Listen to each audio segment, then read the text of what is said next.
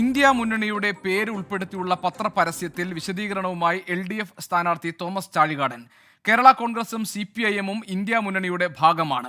കോൺഗ്രസ് നേതാവായി എത്തുന്ന രാഹുൽ ഗാന്ധിയെ മുഖ്യമന്ത്രി വിമർശിക്കുന്നത് രാഷ്ട്രീയം മാത്രമാണെന്നും തോമസ് ചാഴികാടൻ പറഞ്ഞു. കേരള കോൺഗ്രസ് എമ്മിന്റെ chairman Jose K Mani India മുന്നണിയുടെ പ്രധാനപ്പെട്ട ഒരു കമ്മിറ്റിയുടെ ചുമതലക്കാരനാണ്, കൺവീനറാണ്. ഞാൻ ഡൽഹിയിൽ ഉണ്ടായിരുന്നപ്പോഴെന്ന് പറഞ്ഞാൽ കഴിഞ്ഞ കാലങ്ങളിലൊക്കെ ഇന്ത്യ മുന്നണിയുടെ യോഗങ്ങൾ വിളിക്കുമ്പോൾ എന്നും എന്നെ വിളിക്കും, എപ്പോഴും എന്നെ വിളിക്കും. ബഹുമാനായ രാഹുൽ ഗാന്ധി അധ്യക്ഷത വഹിച്ചാലും ബഹുമാനായ മല്ലികാർജ്ജുൻ ഖാർഗെ അധ്യക്ഷത വഹിച്ചാലും ഞാൻ അതിൽ ഭാഗമാണ്. ഞങ്ങൾ LDF-ലാണ്. LDF-ലെ ഘടകകക്ഷികളെല്ലാം ഇന്ത്യ മുന്നണിയുടെ ഭാഗമാണ്. CPM ഇന്ത്യ മുന്നണിയുടെ ഭാഗമാണ്. കോട്ടയത്തെ ജനങ്ങളെ പത്രപരസ്യം നൽകി തെറ്റിദ്ധരിപ്പിക്കാം എന്ന് വിചാരിക്കേണ്ട എന്ന് UDF സ്ഥാനാർത്ഥി ഫ്രാൻസിസ് ജോർജ് പ്രതികരിച്ചു.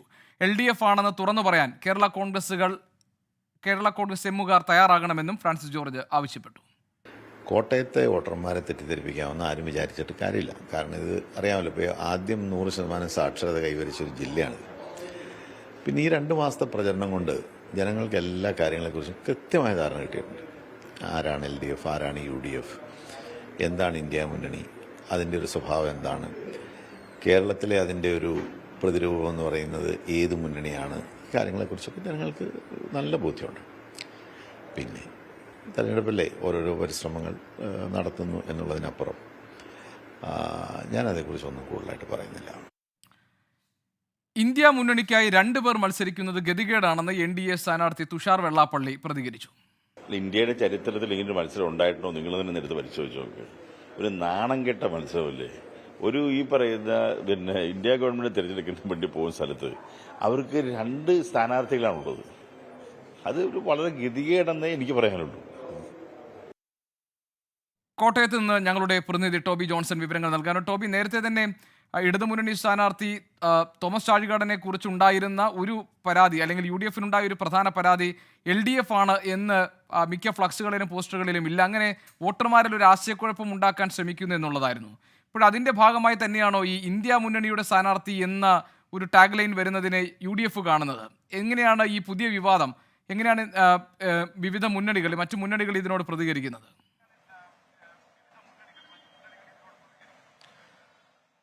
ഗോപി, തീർച്ചയായിട്ടും നേരത്തെ തന്നെ അത്തരത്തിലുള്ള ഒരു ആക്ഷേപം ഉണ്ടായിരുന്നു. തുടക്കത്തിൽ തന്നെ പോസ്റ്ററുകളിലും ഫ്ലെക്സുകളിലും LDF സ്ഥാനാർത്ഥി എന്ന് ഉപയോഗിക്കുന്നില്ല എന്നുള്ള ഒരു പരാതി അല്ലെങ്കിൽ ഒരു ആക്ഷേപം UDF മുന്നോട്ട് വെച്ചിരുന്നു. അതിന് തൊട്ട് പിന്നാലെയാണ് രാഹുൽ ഗാന്ധിയുടെ സന്ദർശനം വരുന്നത്. രാഹുൽ ഗാന്ധിയുടെ സന്ദർശന വേളയിൽ രാഹുൽ ഗാന്ധി വരുന്നത് തനിക്കും ഗുണം ചെയ്യുമെന്ന് തോമസ് ചാഴികാടൻ പറയുന്നു. അതോടൊപ്പം തന്നെ രാഹുൽ ഗാന്ധി വേദിയിൽ UDF സ്ഥാനാർത്ഥിയുടെ പേര് പറഞ്ഞ് വോട്ട് ചോദിച്ചില്ല. ഇതും തനിക്ക് അനുകൂലമാണ്, ഇന്ത്യ മുന്നണിയുടെ ഭാഗമായി നിൽക്കുന്നത് കൊണ്ടാണ് അത്തരത്തിലൊരു നടപടിയിലേക്ക് രാഹുൽ ഗാന്ധി കടക്കാതിരുന്നത് എന്ന് LDF പറയുന്നു. അതോടൊപ്പം തന്നെയാണ് ഇപ്പോൾ ഏറ്റവും അവസാനം കൊട്ടിക്കലാശം കഴിഞ്ഞ് നിശബ്ദ പ്രചരണത്തിന്റെ സമയത്ത് ആ ദിവസം തന്നെ പത്രങ്ങളിൽ ഒരു പരസ്യം നൽകുന്നത്. ആ പത്രപരസ്യത്തിലാണ് LDF ഇന്ത്യ മുന്നണി സ്ഥാനാർത്ഥി എന്ന് കൊടുത്തിരിക്കുന്നത്. ദീപിക അടക്കമുള്ള പത്രത്തിലാണ് ഈ പരസ്യം കൊടുത്തിരിക്കുന്നത്. അതുകൊണ്ട് തന്നെ ഇത് ലക്ഷ്യമിടുന്നത് UDF വോട്ടർമാരെയാണ് എന്നുള്ളൊരു ആരോപണമാണ് UDF സ്ഥാനാർത്ഥി അടക്കം ഉന്നയിക്കുന്നത്. എന്നാൽ അതിൽ ആശങ്കയൊന്നുമില്ല, കാരണം 2 മാസമായി പ്രചരണം നടക്കുന്നുണ്ട്. അതുകൊണ്ട് തന്നെ ഇതിനോടകം തന്നെ ആരാണ് UDF, ആരാണ് LDF എന്നുള്ള കാര്യത്തിൽ വ്യക്തത ആളുകൾക്ക്, വോട്ടർമാർക്ക് വന്നിട്ടുണ്ട് എന്നാണ് UDF സ്ഥാനാർത്ഥി പറയുന്നത്.